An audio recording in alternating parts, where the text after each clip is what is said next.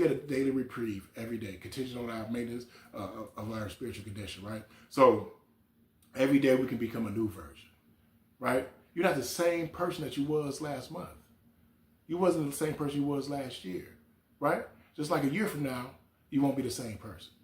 So that's why a person be like, they look at you like, I know you from somewhere, but what's your name?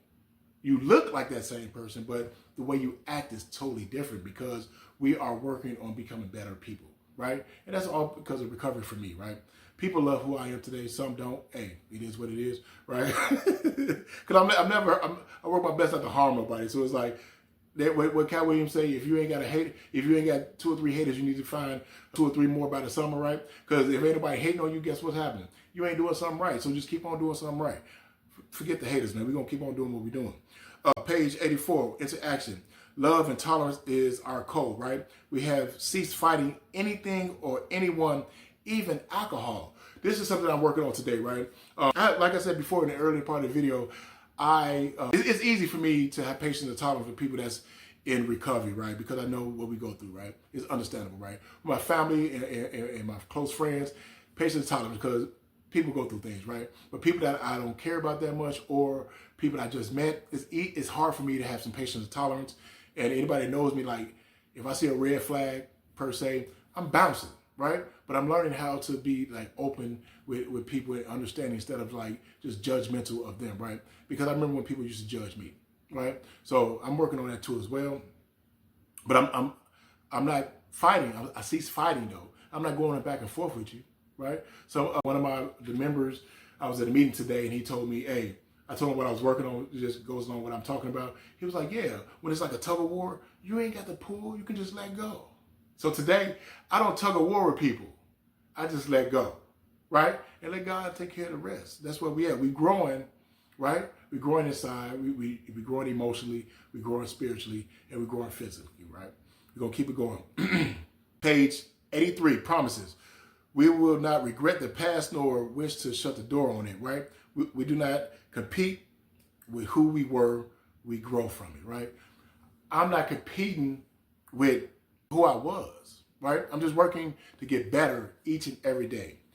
If something bad happens to me, if something good happens to me, I don't rest because I got this good job, right? It's paying good. This is the rest of my life. No, I finna stack.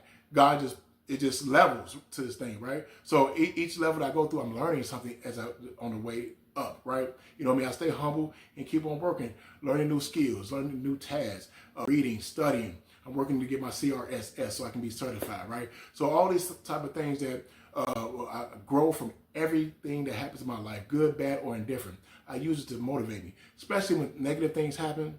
Instead of having it pull me down, I use it as fuel, right? Just like when I first started in recovery, I used to pump myself up mentally, like, yeah, they waiting on me to relapse. They waiting on me to fail. They don't think I'm going to make it. So every time I had those crazy thoughts or wanted to do some dumb stuff, I use that. I'm like, they waiting on this, right? You know, I'm past that point, but now I use that same fire. When something happens, I just know that anytime another level in my life or something good finna happen, right?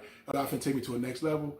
I know there's going to be some bad things because it says it in the word, right? I'm going to be attacked because the devil is trying to stop me, trying to put a ceiling on what God gonna bless me with. But for me to get through that, I got to go through some things, right? I have to get through some pressure so I can become a diamond, right? So we're gonna keep on moving. We're gonna keep on going.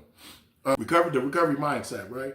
This is the last part. This is part, you know, I'm hoping that y'all stayed around to catch the recovery mindset. Discipline is freedom. I'm gonna say this one more time.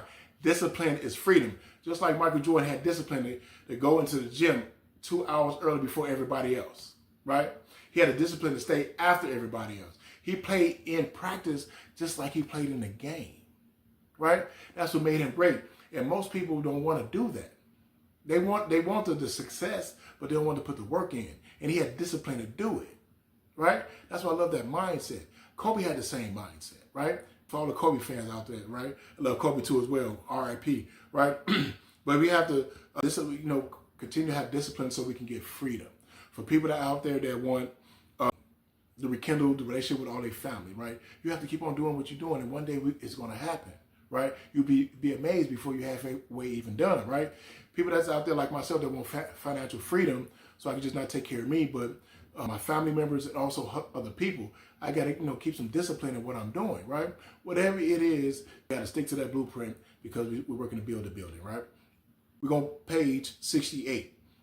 I love this part right here. We talk about fear, right? We never apologize to anyone for depending upon our Creator, right?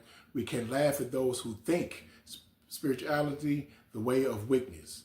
Paradoxically is the way of strength, right? Because some people say, oh, you need God, you can do it on your own, you're strong enough, you got willpower and stuff like that. I don't believe that. I believe I'm where I'm at today because of God's grace and mercy.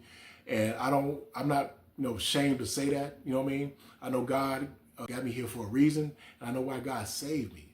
Because if I can give you all my story, my complete story of what it's been like from the age of 17 to 48, it's crazy. How in the heck did I'm here? How in the heck am I here? And through that road, my life, my past life, and where I'm at now, even recovery, I've seen so many people die, right? And I know I did more than they did, right? Did more drugs. I did more alcohol, drank more alcohol, right? I committed more crimes. I did all these things, and people are locked up for the rest of their life. They OD'd and passed away, right? People, went out there and never came back. I've seen all this stuff in my addiction and out of my addiction. So I know why God keeping me healthy, right? I know why God is keeping me with the ability to put a couple of sentences together. Sometimes I stutter, but that's okay. But I know why God saved me, right? So I don't have the fear of saying that God is my answer to all my problems, right? Sometimes I want to take the wheel, and then I end up swerving. Then I get back out the driver's seat and let God take over. But that's just humans. But I have enough discipline to understand when it's happening, right? And at the bottom of that, it says, true discipline is a spiritual strength, not a weakness, right? Discipline in my recovery life, getting up, prayer, meditation, right? Anytime during my day, I stop and pray the third step prayer, right?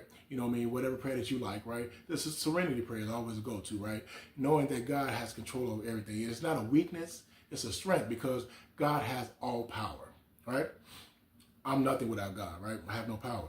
On page 86, into action. On awakening, let us think about the 24 hours ahead. We consider our plans for the day. That's that prayer and meditation, right? You know what I mean? Y'all know what the awakening prayer is, right? Upon awakening prayer is. If you don't, look it up. It's a great prayer, a great reading to read in the morning because it tells you, basically gives you the instructions, how to live life, how to get started in the morning, right? Daily discipline, one day at a time, it's freedom. Right? Page 64, a version for you. Abandon yourself to God as you understand God. Admit your faults to Him and to your fellows, right? We talked about that. Admit your faults to others. Clear away the wreckage of your past, right? Give freely of what you find and join us. Freedom through daily action and service, that's the championship mindset. And that's the whole thing right there.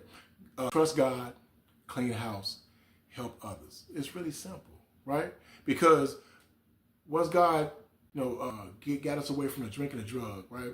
He blessed us with, getting us away from that hopeless state of mind and body. It's really simple after that. Once the obsession of going to get another drink or a drug, right, of doing those crazy activities, has left us the desire, right? Now all we got to do is trust Him, right? Clean house and help others. It's really that easy. This concludes this video, right? Thank you guys for staying to the end. Make sure you press that like button, share this with somebody, right? Somebody that's in recovery, right? Hit that subscribe button. And also remember to make sure you guys go out there and have a great day on purpose. Rock. Peace.